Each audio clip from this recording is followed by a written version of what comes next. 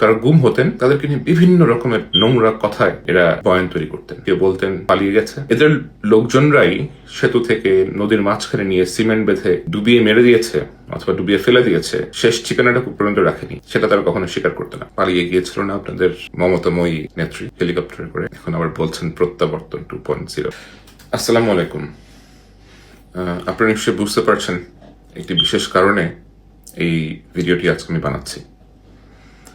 আমি সচরাচর নিজের এই ধরনের ভিডিও রেকর্ড করি না, আজকে করলাম কারণ গতকাল থেকে না, বেশ কয়েকদিন ধরেই আমরা কিছু মানুষের বুনো উল্লাস দেখতে পাচ্ছি। কারণ কারিনা কায়সার নামে একজন সোশ্যাল মিডিয়া ইনফ্লুয়েন্সার, একজন কন্টেন্ট ক্রিয়েটর, যিনি বেশ ইন্টারেস্টিং, বেশ হিউমারাস, উইটি কন্টেন্ট তৈরি করতেন কারণ গতকালকে তিনি মারা গেছেন অত্যন্ত দুঃখজনকভাবে।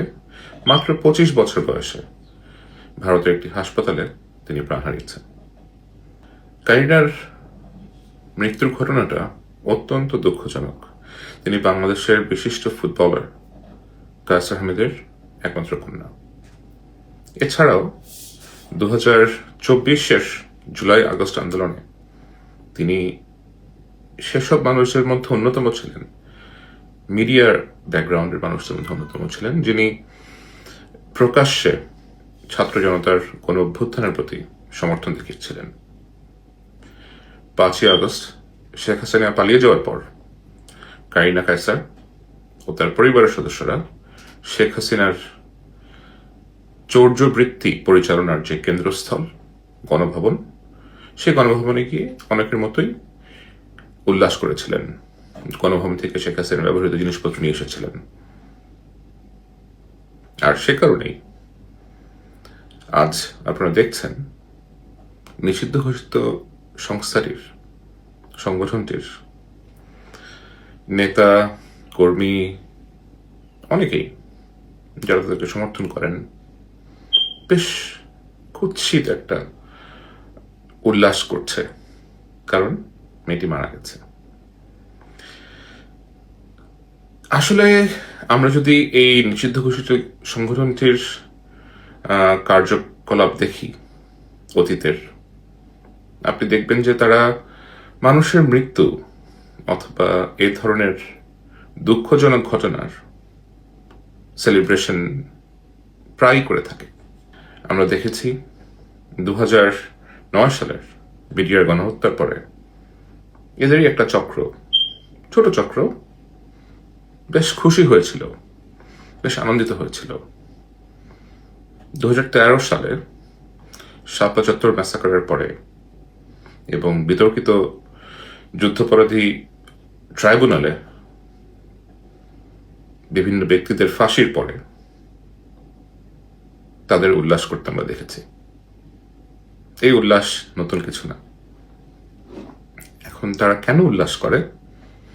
কারণ নিষিদ্ধ ঘোষিত এই সংগঠনটি মূলত একটি কাল্ট সংগঠন। কাল্ট কোনো পজিটিভ ওয়ার্ড না, কাল্ট বেশ নেগেটিভ একটি শব্দ। কাল্ট কি? কাল্টের একটা গড ফিগার থাকে, যে ঈশ্বরের মতো তারা তাকে পূজা করে অথবা ঈশ্বরের মতো তারা তাকে অনুসরণ করে, এবং এই ঐশ্বরিক ফিগারের কোনো ভুল ভ্রান্তি হতে পারে অথবা কোনো অপরাধ হতে পারে, এটা তারা মানতেই চায় না, এটা তারা মানবেই না। কারণ ঈশ্বর তো ভুল করতে পারেন না। তাদের কাছে ওই কাল্ট ফিগারটি এমন একজন ব্যক্তি যিনি সকল ভুল ত্রুটির ঊর্ধ্বে। আর কাল্ট ফিগারের যে বাসা, বাংলাদেশের এই কাল্ট ফিগারের যে বাসা, সেটা ছিল গণভবনে। যেহেতু মানুষজন সেখানে ঢুকে গিয়ে উল্লাস করেছে, ভাঙচুর করেছে, তার ব্যবহৃত জিনিসপত্র নিয়ে এসেছে, এখন গডের ব্যবহৃত জিনিসপত্র যদি কেউ নিয়ে আসে, সেটা তো নিশ্চয়ই তার অনুসারীরা পছন্দ করবেন না। আপনারা ঠিক তাই দেখতে পাচ্ছেন, যা হচ্ছে অনলাইনে আপনারা ঠিক তাই দেখতে পাচ্ছেন। এই নিষিদ্ধ ঘোষিত সংগঠনটির সাথে যুক্ত ব্যক্তিরা যারা এই উল্লাস করছেন, এরা সেই ব্যক্তি যারা বাংলাদেশে বছরের পর বছর চলে আসা বলপূর্বক অপহরণ, গুম এবং বিচার বহির্ভূত হত্যাকাণ্ড, যা আমরা ক্রস ফায়ার নামে জেনে এসেছি, এসময় তারা সেলিব্রেট করত। অনেক ব্যক্তিকে, বিভিন্ন রাজনৈতিক সংগঠনের সাথে যুক্ত ব্যক্তিদের অকথ্যভাবে নির্যাতন করে যখন হত্যা করা হতো, আমরা দেখেছি তাদের সেলিব্রেট করতে, কারণ তাদের রাজনৈতিক প্রতিপক্ষ একটা কমে গেল। অনেক ব্যক্তিকে, যাদের লাশটা এখন পর্যন্ত পাওয়া যায়নি, যখন তারা গুম হতেন, তাদেরকে নিয়ে বিভিন্ন রকমের নোংরা কথায় এরা বয়ান তৈরি করতেন।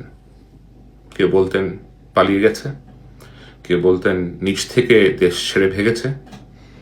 কিন্তু মানুষগুলোকে যে মেরে পিঠ ছেড়ে পেট ফেরে এদের লোকজনরাই সেতু থেকে নদীর মাঝখানে নিয়ে সিমেন্ট বেঁধে ডুবিয়ে মেরে দিয়েছে অথবা ডুবিয়ে ফেলে দিয়েছে, শেষ ঠিকানাটা পর্যন্ত রাখেনি, সেটা তারা কখনো স্বীকার করতো না। এটাই হচ্ছে তাদের এক ধরনের প্রবণতা, মানুষের মৃত্যু, মানুষের বিপদ সেলিব্রেট করা। 5ই আগস্ট পরবর্তী সময় আমরা তাদের যে ধরনের রিসার্জেন্স দেখছি, যে তারা আবার উঠে আসার একটা চেষ্টা করছে, এর পেছনে আসলে আমাদেরও তো কিছুটা দায় আছে, আমাদের অনেকেরই আসলে দায় আছে। তা নাহলে 1.5 বছর, প্রায় 2 বছরের মধ্যে এত ভয়াবহ রকমের সব অপরাধ করে পালিয়ে যাওয়া একটি দেশের সাবেক প্রধানমন্ত্রী তো বলতেই হবে, এবং তার যেই নেতাকর্মীরা আছে, এত তো তাদের প্রভাব প্রতিপত্তি অথবা এত তো তাদের বিচরণ করতে দেখতে পারার কথা না। সেটা একটা আরেক দিনের আলাপ। কিন্তু যদি কিছুটা বলি, সম্প্রতি আমাদের দেশের হামে প্রায় 400-র বেশি শিশু মারা গিয়েছে। আমরা দেখেছি একসময় সোচ্চার বিভিন্ন ছাত্র সংগঠন কিভাবে তাদের মুখ বন্ধ করে রেখেছে এবং বিভিন্নভাবে নোংরা সব ন্যারেটিভ সৃষ্টি করার চেষ্টা করছে। কেউ বলেছে আমাদের দেশের মায়েরা নাকি মাতৃদুগ্ধ পান করান না বাচ্চাদের, কারণ তাদের ফিগার নষ্ট হয়ে যাবে, ফিটনেস নষ্ট হয়ে যাবে। কি নোংরা একটা কথা, তাই না? এরা কি আসলে জানে না যে যেই মারা তাদের সন্তানদের হারাচ্ছেন এই হামে, তাদের বেশিরভাগই প্রত্যন্ত অঞ্চলের মহিলা, গ্রামাঞ্চল, দরিদ্র অঞ্চলের মহিলা। তাদের ফিগার নিয়ে তারা এতটা কনসার্ন না। আর কোনো মাই তার ফিগার নিয়ে কনসার্ন থাকেন না যখন এটা সন্তানের ব্যাপার হয়। এই যে এই ধরনের কার্যকলাপ করে আপনারা একটা অত্যন্ত দুঃখজনক বিষয়কে বেশ হাসি তামাশার বিষয়ে পরিণত করেছেন। এছাড়া আরো অনেক আছে এরকম, তো উদাহরণ শত শত দেওয়া যাবে। আমি সম্প্রতি যুক্তরাজ্যে সফররত বাংলাদেশের যিনি রাষ্ট্রপতি আছেন, শাহাবুদ্দিন সাহেব, ওনার একটা ছোট সাক্ষাৎকার নিয়েছি, জেনেছে অনেক কিছু। সেসব হয়তো আমি তুলে ধরবো কখনো, হয়তো শীঘ্রই। তখন আপনারাও জানবেন যে কেন এ ধরনের ব্যক্তিরা এখন আবার মাথাচাড়া দিয়ে ওঠার চেষ্টা করছে, কাদের কারণে। দেশে একটা গণ অভ্যুত্থান হয়েছে, গণ অভ্যুত্থানের পরে যাদের কারণে গণ অভ্যুত্থানটা হয়েছে, যাদের বিরুদ্ধে গণ অভ্যুত্থানটা হয়েছে, এই শক্তির তো মাথা চাড়া দিয়ে উঠতে পারার কথাই না এত দ্রুত। কেন উঠছে? সেই সাহসটা তারা কোথায় পাচ্ছে? যাদের কারণে এই সাহসটা পাচ্ছে, কিছুটা অপরাধ তো তাদেরও রয়েছে, তাই না? যাই হোক, আমি আলাপটা অন্যদিকে নিয়ে যাচ্ছি, সেটা ঠিক একেবারে ঠিক হচ্ছে না। আমরা সকলেই কারিনার এই অকাল মৃত্যুতে বেশ বাজেভাবে শোকাগ্রস্ত। আমার স্ত্রী, আমার অন্যান্য বন্ধুরা, আমি ব্যক্তিগতভাবে আমি নিজেও এই দুঃখজনক মৃত্যুতে খুবই শকড। একটা প্রাণবন্ত মেয়ে এভাবে মারা গেছেন, এটা একেবারে সহ্য করার মতো না। মহান আল্লাহ তার পরিবারের প্রতি সদয় হন, তার আত্মার মাগফিরাত কামনা করছি, এবং এই শোক সহ্য করার ক্ষমতা যেন তাদেরকে দেন, সেই প্রার্থনা করছি। আর পলাতক দলটির, নিষিদ্ধ ঘোষিত সংগঠনটির যে সকল নেতাকর্মী এর মৃত্যুতে উল্লাস করছেন, তাদের প্রতি একটাই পরামর্শ, আপনারা তো মানুষের সহমর্মিতা চান, তাই না? আপনারা চান মানুষ আপনাদেরকে সমর্থন করুক, যেন আপনারা আবার ফিরে আসতে পারেন, আবার রাজনীতি চর্চা করতে পারেন, সেই জন্য তো মানুষের সাপোর্ট লাগবে আপনাদের। Excuse me. যে মানুষের সাপোর্ট লাগবে সে মানুষের মন অর্জন করতে,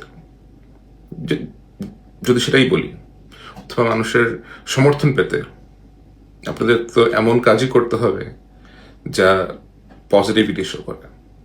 কিন্তু আপনারা কি করছেন? আপনারা তাই করছেন যা আপনারা আগেও করেছেন, তাই না? নিজেকে প্রশ্ন করেন, কেন মানুষ এত অপছন্দ করেছিল আপনাদেরকে? কেন মানুষজন ঝেঁটিয়ে দেশ ছেড়ে বিদায় করেছিল? পালিয়ে গিয়েছিল না আপনাদের মমতাময়ী নেত্রী হেলিকপ্টারে করে? এখন আবার বলছেন প্রত্যাবর্তন 2.0। আয়নায় নিজের চেহারাটা একটু দেখেন, দেখবেন, নিজেকে প্রশ্ন করবেন, কি বলছি এসব, কিসের স্বপ্ন দেখছি? ভালো থাকবেন। আসসালামু আলাইকুম।